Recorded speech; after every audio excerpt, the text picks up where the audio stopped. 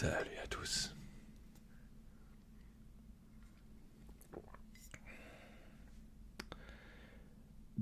Alors, aujourd'hui, j'avais envie de faire une petite vidéo compte rendu et je vais le faire en voix basse, en voix douce.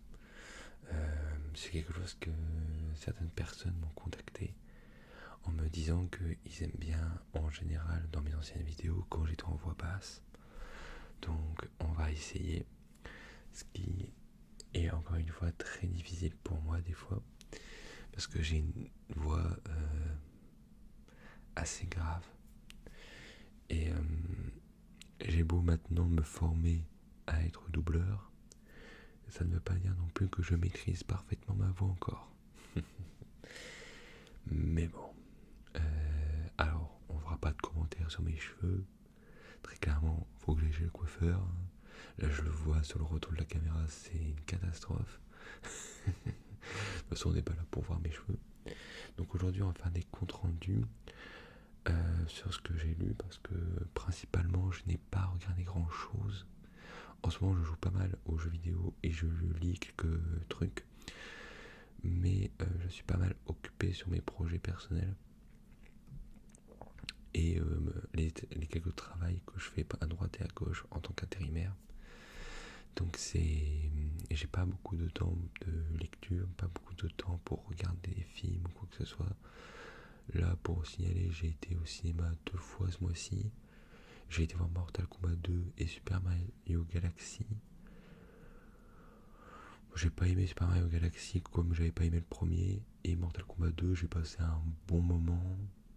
Mais c'est pas non plus le truc où je suis ravi de l'avoir vu plus que ça, tu vois.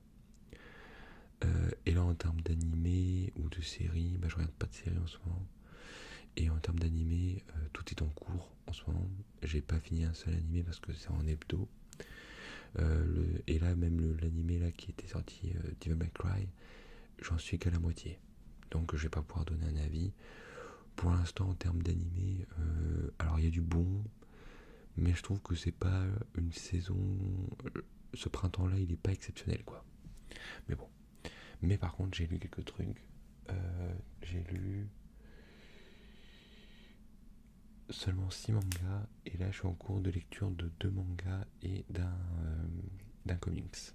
Donc du coup voilà, j'ai toujours pas lu un roman. Là j'ai commencé, il y a un petit moment, il faut que je reprenne, Circe de Madeline Miller, et j'en suis à une 300aine de pages je crois. J'aime beaucoup, mais je prends vachement mon temps pour le lire. Mais je compte le finir prochainement et je vous donnerai mon avis là-dessus. Mais ça a l'air d'être très positif. Mais en même temps, si vous tombez sur un roman de Madeline Miller et que vous êtes fan de mythologie grecque, etc., lisez. Elle est géniale. On va passer du coup au compte rendu en commençant par celui-ci.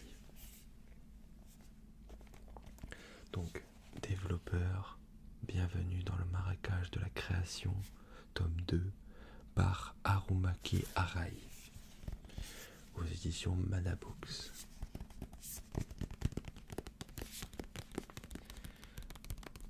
Alors, j'ai beaucoup aimé, tout comme j'avais beaucoup aimé le premier.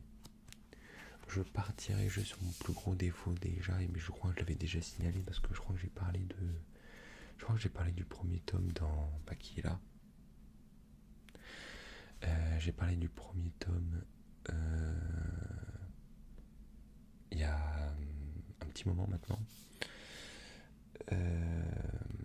Et ce deuxième tome a le même défaut que le premier, c'est-à-dire que ça va beaucoup trop vite. C'était une série qui est en 3 tomes, donc là le troisième devrait sortir cet été je crois. Et désolé avec les lumières blanches là. Et j'aime beaucoup l'histoire, mais ça va tellement vite que du coup on a l'impression que le développement de jeux vidéo au final c'est très simple, alors que ça ne l'est pas du tout.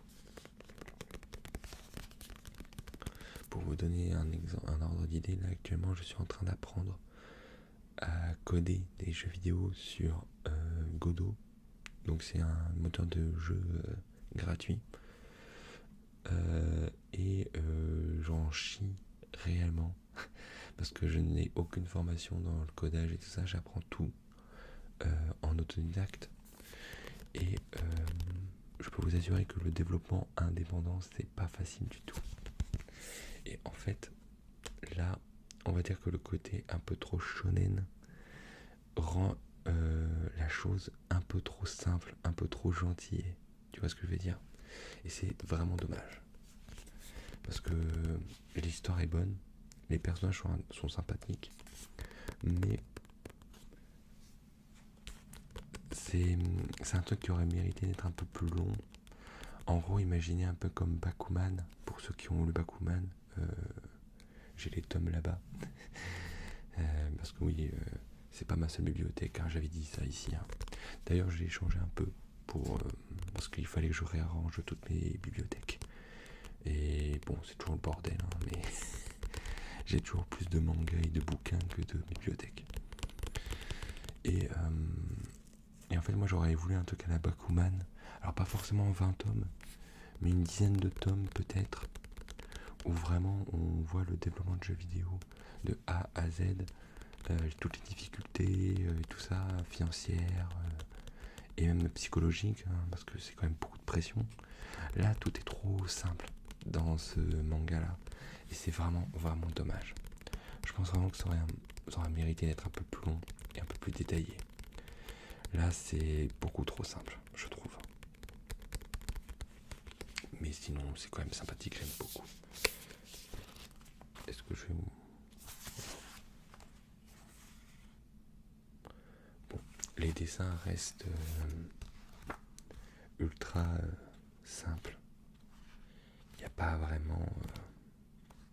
C'est pas un manga où tu vas te prendre une claque visuelle.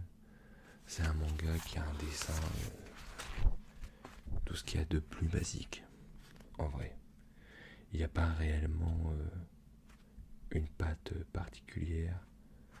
Je veux dire, le personnage principal et le personnage féminin principal, là, sont des chara-design les plus basiques au monde.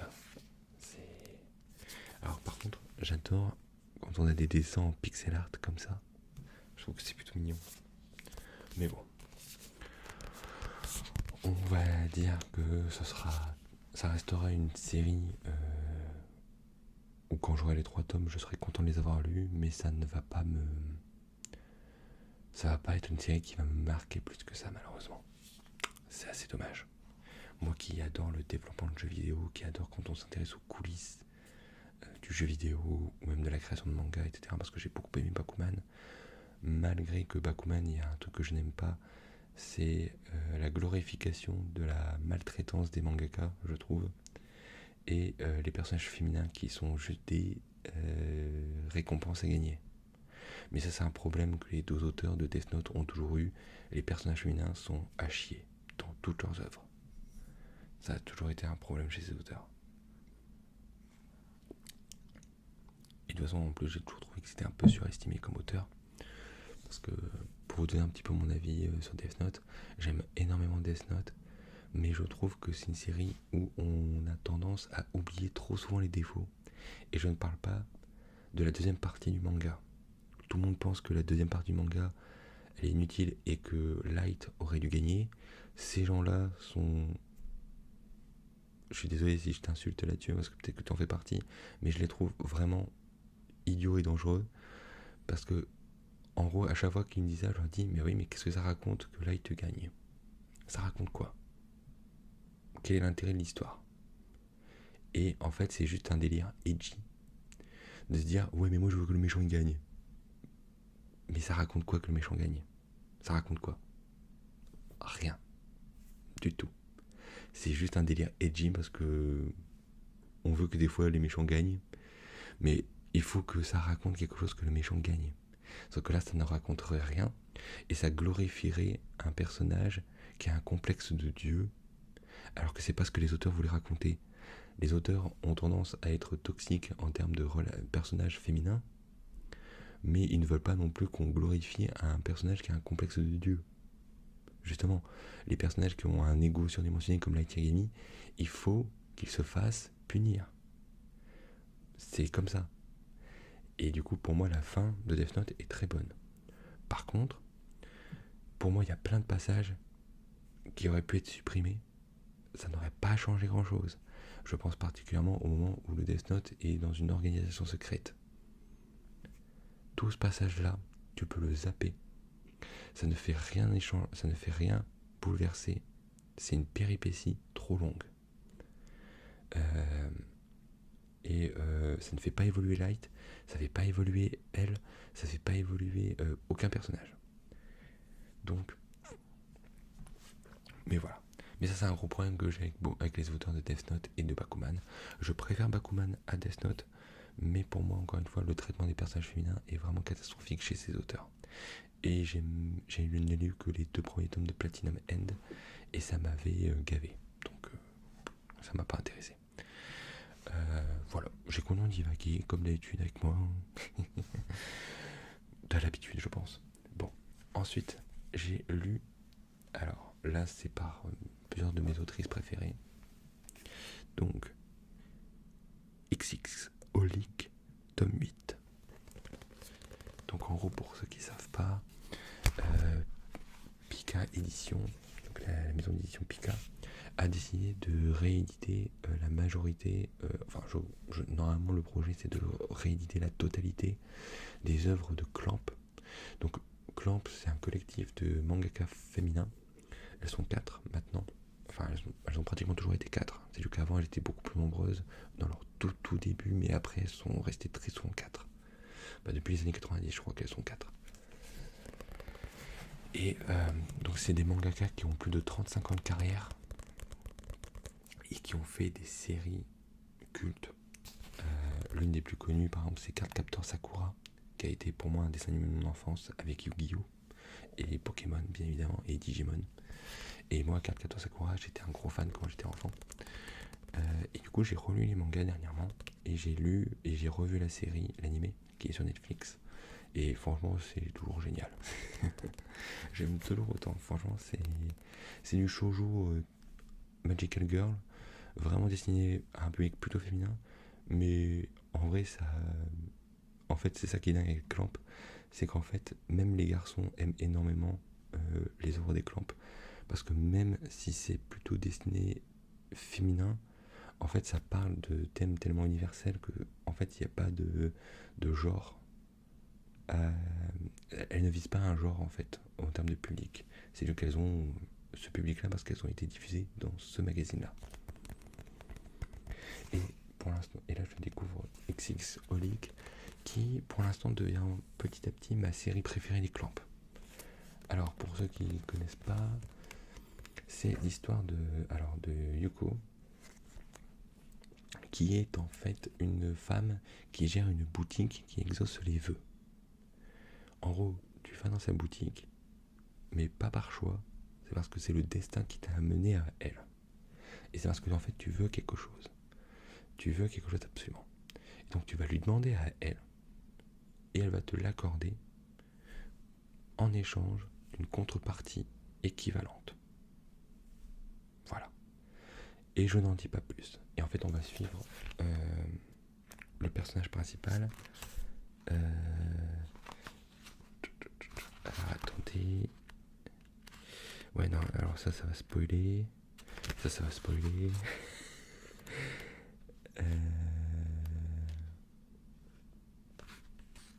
Voilà. Donc, lui, c'est le personnage principal, Watanuki. Et donc, lui, en fait, il va devenir l'assistant de cette sorcière. On va l'appeler sorcière. Et lui, du coup, va devenir en gros son rival, slash ami, slash potentiel romantique. Et et on va aussi suivre du coup cette et il y a aussi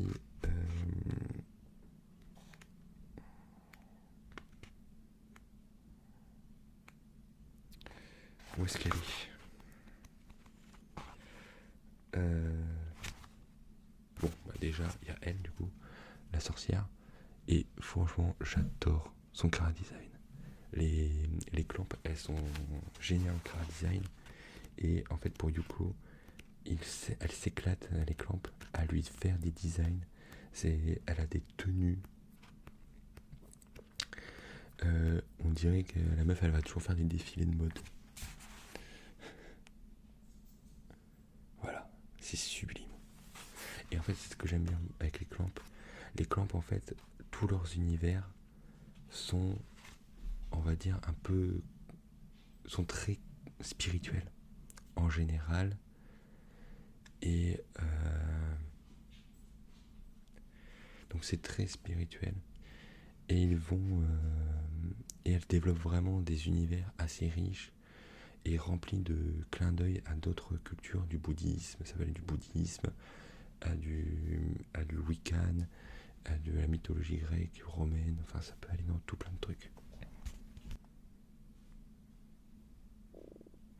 Je suis encore désolé, hein, la mise au point de cette cam là est vraiment pourrie. Vivement que je m'achète un matos de meilleure qualité. Mais bon, les dessins sont sublimes avec les clamps. Si jamais tu n'as jamais lu des œuvres de clamps, je te les conseille. Alors, il faut savoir qu'elles ont vraiment tout fait. Elles ont fait du shoujo, elles ont fait du seinen, elles ont fait du shonen, elles ont fait même du josei. Et en fait, elles sont très fortes pour écrire des bons personnages et des bonnes relations entre personnages. En plus, elles te font des bons personnages féminins, des bons personnages masculins. Elles te font de la romance de toutes les possibilités. En gros, les clamps sont vraiment des artistes elles sont très inclusives sur tout, plein de trucs. Et elles étaient vachement en avance sur leur temps aussi à l'époque. Moi, je te conseille Cardcaptor Sakura si jamais tu veux un truc un peu plus gentillet. Si tu veux des trucs un peu plus spirituels et sombres, Olic. Si tu veux du shonen, je te conseille Tsubasa Chronicle. Si tu veux comment dire, si tu veux du seinen un peu plus trash, t'as X, juste le manga X, ou Tokyo Babylon, qui est aussi en réédition en ce moment là-dessus. Et si jamais tu veux faire lire un manga pour enfants à un de tes enfants, ou un ton petit frère, ta petite soeur, enfin bref, un enfant, je te conseille Clamp School Detectives. C'est en 3 tomes et c'est mignon. Voilà. Et ça apprend la galanterie aux enfants, ce qui n'est pas un mal. Même si au pire, si tu cherches un manga pour enfants, moi je te conseille, c'est sûr. Voilà. Hiruma à l'école des démons. C'est très bien aussi. Je divague totalement. Mais bon, donc du coup, excellent. Et j'ai hâte d'avoir les 11 prochains tomes. Parce que c'est une série qui se termine en 19 tomes. Ensuite, Ichi the Witch. Attends. J'ai un gros doute là. Je l'ai lu récemment celui-là. Tant pis, au pire. J'ai un gros doute si je l'ai lu récemment. J'ai l'impression que je l'ai lu il y a un peu plus longtemps, mais c'est pas grave. Autant parler d'Ichi the Witch. Donc avec ce personnage-là, donc le Magic Anti-Monde. Donc déjà, on peut en parler du chara design qui est juste sublime. Et sur les chara design en général sont sublimes. Vraiment, elle est géniale elle. Je l'adore. Et j'adore le chara design aussi du héros.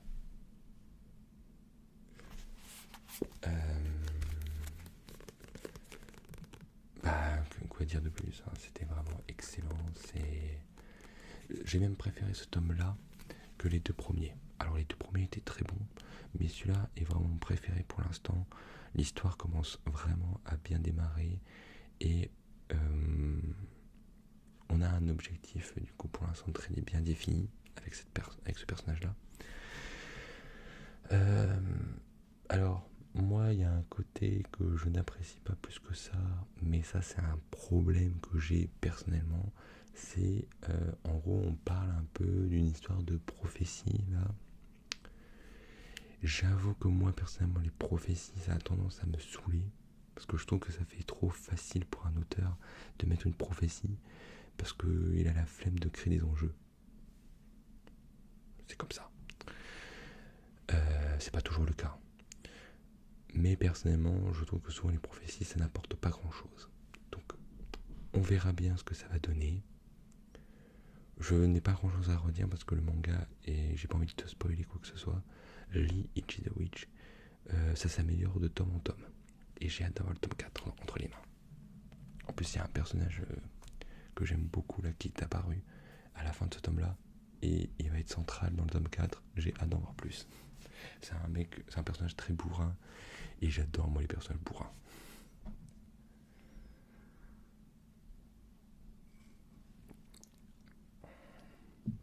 Ensuite,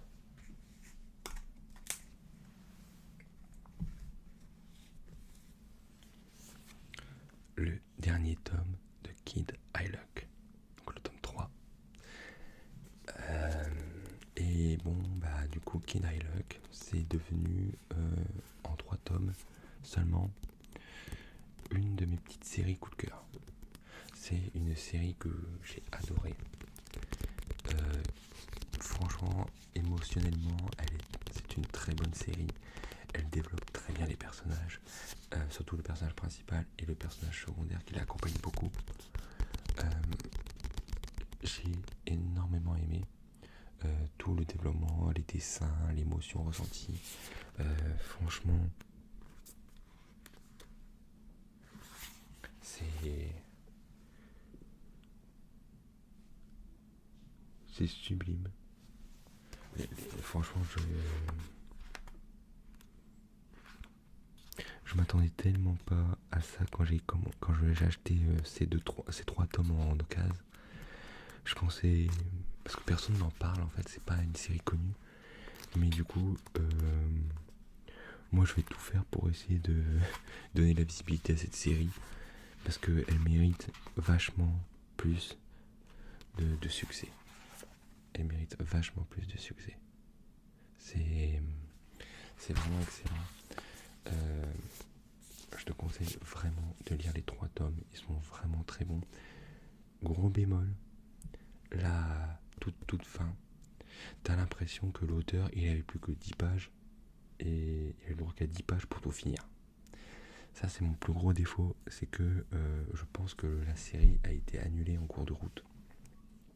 Je pense que l'auteur voulait aller un peu plus loin que 3 tomes, mais que malheureusement ça n'a pas marché. Et du coup le journal, le magazine, l'éditeur, lui a dit bah écoute, il faut que tu termines en 3 chapitres ou un truc comme ça. Et le problème c'est que bah là l'auteur il s'est retrouvé à devoir tout conclure très rapidement. Je trouve ça vraiment dommage parce que le dernier chapitre va beaucoup trop vite.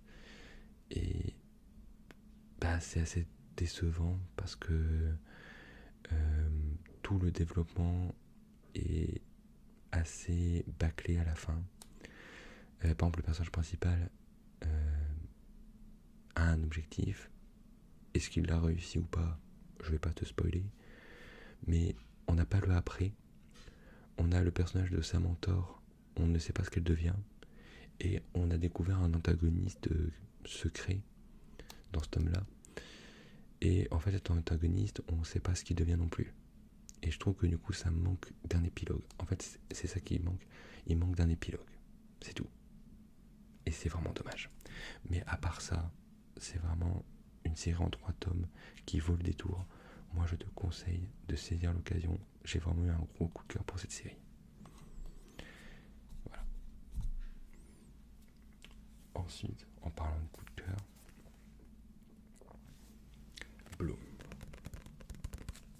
Donc, j'en ai déjà parlé, il me semble, ou peut-être pas. Je sais plus en fait de quoi je te parle en fait. Des fois, je parle de plein de trucs. Mais voilà, donc Bloom, tome 9. Ma romance préférée en manga en ce moment. Donc c'est une romance entre Rintaro et cette fille, comment elle s'appelle? Kaoruko. Kaoruko Rintaro. Et Rintaro là. Et du coup, c'est une romance vraiment positive. Ça, c'est typiquement le manga où je te le conseille uniquement si tu veux de la positivité. Et ça fait du bien. Franchement, c'est uniquement de la bien-pensance, c'est uniquement de la bienfaisance et tout ça. C'est juste l'autrice, elle veut juste que tu passes un bon moment de lecture, point barre. C'est drôle, c'est touchant, ça va pas dans le drame forcé, c'est juste émotionnellement impactant, c'est tout. Et les personnages sont géniaux. J'adore les personnages dans ce manga, tous les personnages. Et il y en a beaucoup. Je vais te montrer, il y a une planche vraiment qui est toute simple, mais déjà elle est géniale.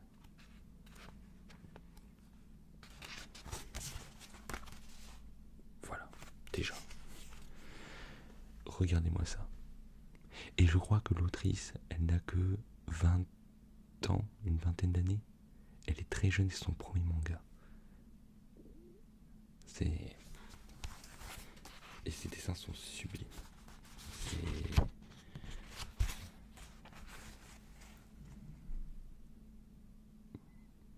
Voilà. C'est génial. Et on a une bonne brochette de bons personnages. Tous les personnages sont très bons, très attachants, très souriants.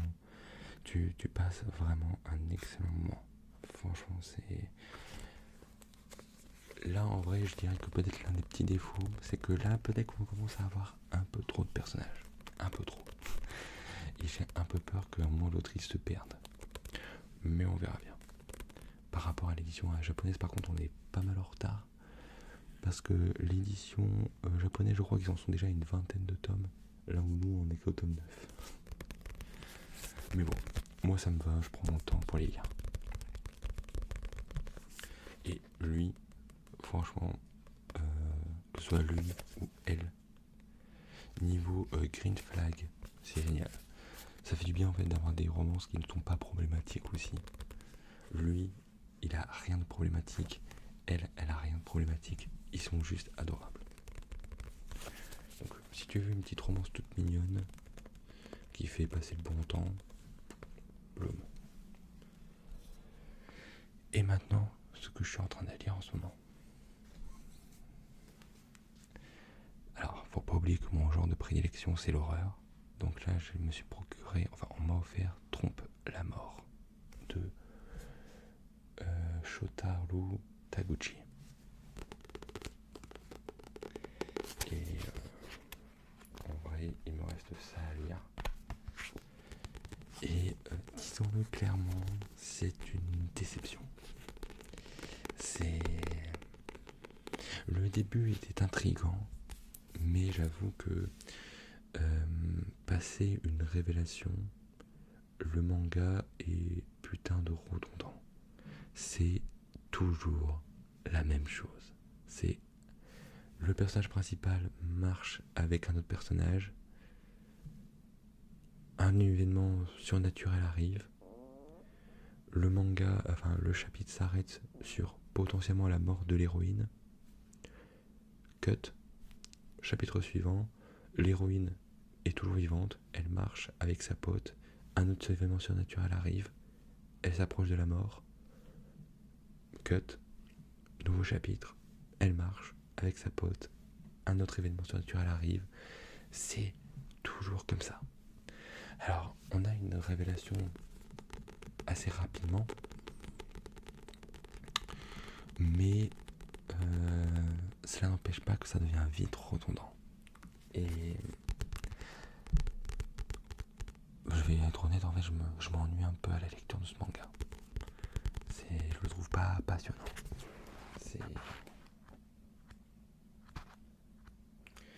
Alors, par contre, au niveau des dessins, il y a un côté un peu vieux manga, alors que c'est un manga assez récent.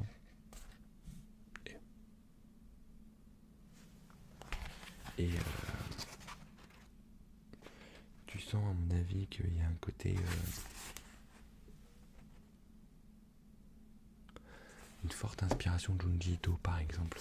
Et Junji Ito et Kazuo Umezu. Je veux dire, là par exemple, là, ça, c'est typiquement du Junji Ito en termes de dessin. Mais sans le talent narratif de Junji Ito. Tu vois ce que je veux dire? Là, c'est du... on dirait presque une fanfic fait par un fan de Junji Ito. Mais qui n'a pas compris comment Junji Ito fonctionne à part en dessin. Et c'est dommage. Donc grosse déception, je compte bien le finir quand même. Mais je sais pas si je le garderai dans ma collection, je sais pas. Et ça me fait chier parce qu'on me l'a offert.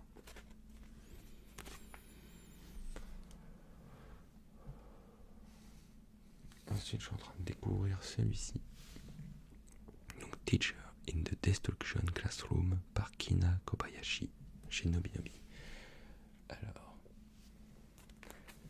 un zeste de GTO, une pincée d'Assassination Classroom, mélangez le tout à la sauce Harry Potter, la formule magique d'un shonen énergique et réjouissant. Donc, pour la faire court, lui, c'est un magicien assassin. Et en fait, dans ce monde, la magie existe.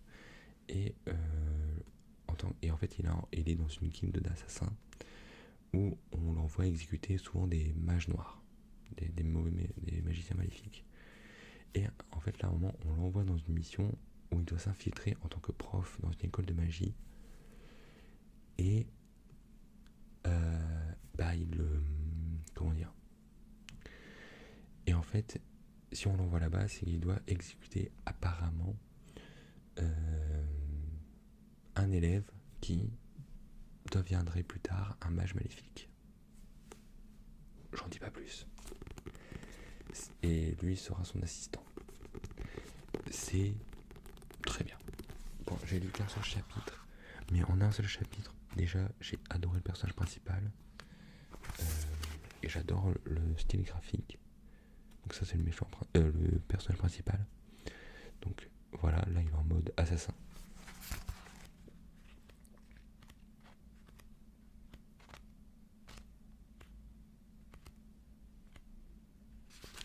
Et là, il est en mode prof. Avec des lunettes et tout, un petit peu de Joker dans Persona 5. Et le personnage principal, je l'adore. Et je me reconnais beaucoup en lui. C'est quelqu'un qui préfère vivre la nuit. Il est pas du matin. Il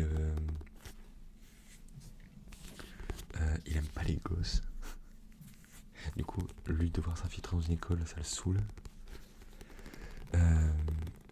Et il aime pas perdre de temps. Enfin, le personnage est génial. Et lui aussi, il est génial. Mais d'une autre manière. Donc pour l'instant, en un seul chapitre, j'ai été pas mal happé. Donc c'est en plus un gros volume, je crois qu'il fait à peu près 300 pages. Et donc c'est une série en plusieurs tomes chez Nobinobi. Nobinobi.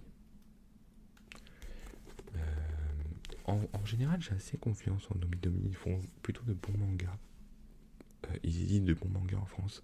C'est ceux qui font justement ça, Bloom, que je viens de te présenter, et Iruma. Iruma à l'école des démons, que je te conseille aussi. Donc franchement, j'ai hâte de continuer. Et je crois qu'il y a déjà 5 tomes qui sont sortis en France. Donc j'ai quoi lire. Et enfin, en ce moment, je suis en train de lire Nightwing, le tome 6 de la saga Infinite. Voilà. Donc pour ceux qui ne le savent pas, mon super-héros préféré, c'est Nightwing.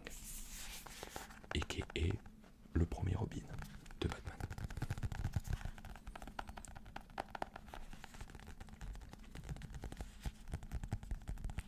Et c'est écrit par Tom Taylor. Et Tom Taylor, c'est vraiment un auteur de comics que j'affectionne énormément. J'ai pas beaucoup... Alors, j'en ai découvert que récemment ses œuvres, mais en général j'aime pratiquement tout ce qu'il fait. J'aime beaucoup cet auteur. Et là sur Nightwing, il a fait un super travail. J'aime tous les tomes pour l'instant de la saga Infinite. Là c'est l'avant-dernier, et après il y a le dernier, le tome 7, qui termine tout l'arc Infinite de Nightwing. Je peux t'assurer que j'ai pas hâte de finir parce que je serai en manque après. Alors il y a un nouvel arc qui est en cours d'édition aux États-Unis, enfin chez DC Comics, mais nous en France pour l'instant Urban Comics n'a encore rien déclaré, alors que bon Nightwing c'est un super-héros qui est quand même assez populaire de nos jours aujourd'hui et très apprécié.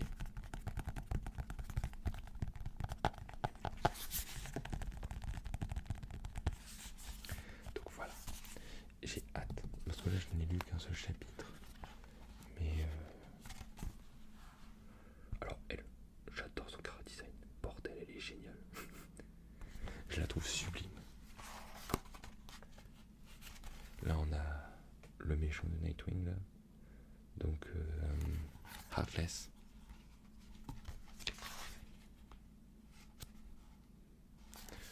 Je ne vais pas en montrer plus, j'ai pas envie de spoiler quoi que ce soit. Mais bon, si jamais tu n'as jamais lu du Nightwing, je te conseille vraiment de commencer par celui-là, enfin par la saga Infinite. C'est vraiment de la qualité. De toute façon du Tom Taylor c'est souvent de la qualité. Bon bah voilà. J'espère en tout cas que ça t'aura plu. N'hésite pas à me dire si tu as lu ces mangas ou ce comics, etc. Moi pour l'instant j'ai plutôt des bonnes lectures. Même si j'ai pas non plus de gros coups de cœur qui me bouleversent comme beaucoup de œuvres, comme par exemple là. Ce manga là, lui qui reste un de mes coups de cœur préférés de tous les temps. Ou bien The Summer Cow Died, ou même Chainsaw Man, qui reste dans mes mangas préférés de tous les temps. Je compte toujours faire une vidéo un jour où je présenterai toutes mes mangatech. Mais pour l'instant, je vais attendre un peu. Bon, j'espère que cette vidéo t'aura plu. Elle aura été assez longue celle-là. Je te souhaite une bonne nuit ou une bonne journée.